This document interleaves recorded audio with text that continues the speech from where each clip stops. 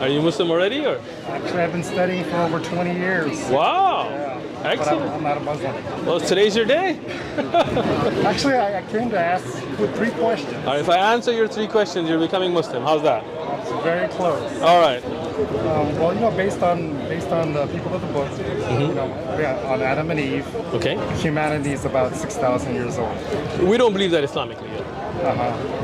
But the Earth is proven to be more than 6,000. Agreed. Dating the earth is not proven from any ayah of Quran or Sahih Hadith.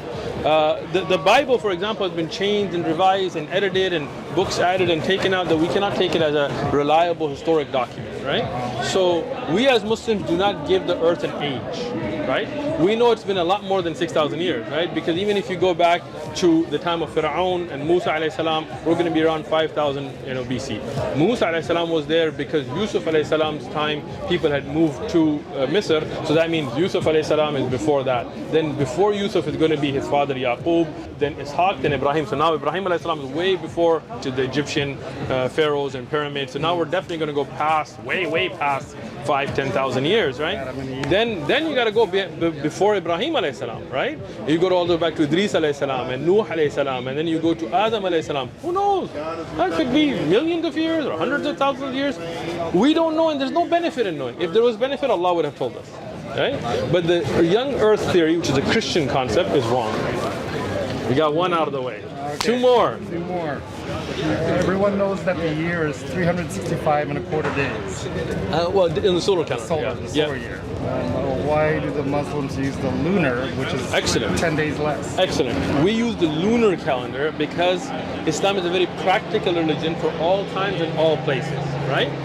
If you don't know, if you don't have a calendar, if you don't have an app, if you don't have a written calendar, and you want to know what day is it a day of the middle of the month or beginning of the month? Because Islamically, we have worship that's tied to it. Like, for example, Ramadan or Eid, or this has to do with the calendar, right? So how would we know? Well, the lunar calendar, you can just look up at the moon and know. And that's amazing. Solar calendar is not like that. You can't look at the sun. We shouldn't look at the sun anyway. But even if you look at the sun, you can't tell whether it's the 14th or the 15th. And no one has a telescope. Yeah, I mean, even if you have a telescope, can you tell the date just by the sun, right? Well, you have to have that tracking system. My mother-in-law, she lives in a village, may Allah protect her. She doesn't have a calendar, right? She's in a village, right? And I was there, and talking about Islamic dates, I was just talking, hey, what date do you think it is? And she would look at the moon at night, and she would tell you it's the 14th of the month, of this month. I would look at my app, and she would be right? I tested it. Years later, I went to visit her, and I said, hey, what do you think? What date is it? She looked at the moon at night. She said, it's the end of the month. It's the 29th. Probably one more date. There might be. We'll check tomorrow. She was right. So without an education, without any of that, she's from a farming family, all that, right? Just from looking at the moon, she knew the dates. And that's amazing. That's why we use the lunar calendar. Now, for prayer times, we use the sunlight. Why? Because you can look at the shadow and know what time. Right now, if I didn't have an app and didn't know, I could take a stick, put it on the ground, and tell you which prayer time is it. Right? That's why Islam is so practical that for the prayer times, we use the sun's light because you can tell the shadows, and for the dates, we use the moon because anywhere in the world and any time you can look at the moon and see which day of the month is it. So not everyone can use the solar calendar. 2 down. One more. Which is more important, fiqh or aqidah? Ooh, good question. What is more important, fiqh or aqidah? And I'm impressed that you know what that is. Aqidah is the most important. Why? Because that's your belief. If you make a mistake in fiqh, and even if you follow a wrong opinion in fiqh, it doesn't mean that you're not going to go to Jannah, right?